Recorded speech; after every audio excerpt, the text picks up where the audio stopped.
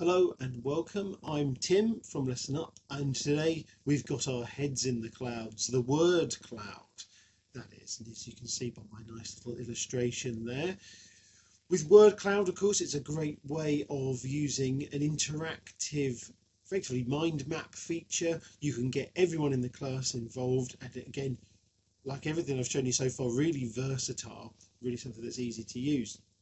When you are actually using it, you've got a little video.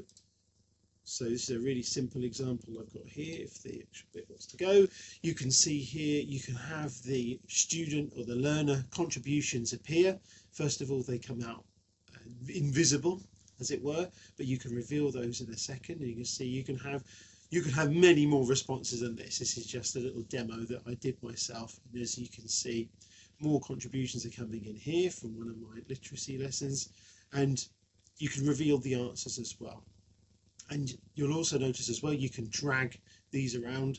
So again, if you want a particular background that you want to set up, you could actually do lots of things with this. So again, your imagination, you're the expert, you can work out things that you want to do with it. So that's just a little demo there of that. Let's just close that down.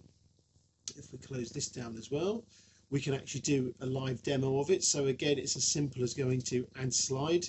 We have our informative features, we go down to multiple choice, we have that, we're going down here, and where is it? We've got word cloud right here.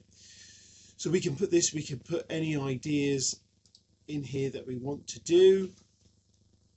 Let's say, what does AI mean to you? Something simple as that. Again, we have all of our options here in the side panel. We can change all of these as well. I'm not going to go too mad with all of that, but again, experiment, try things out. If I go back into the lesson, and we can say we don't participants, that's fine.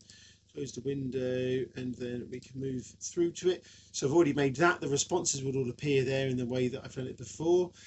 Again, when you get more confident, you can have fun with it and change the design. So this is a nice background of a World Space Week lesson.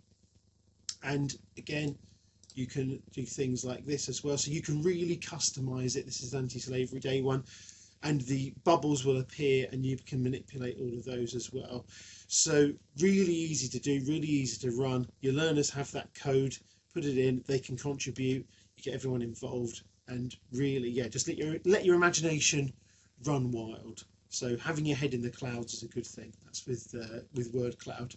So thank you for listening. Hope you find it useful. Look forward to seeing what you can do, what you can make yourself, and I will see you on the next one. Thank you.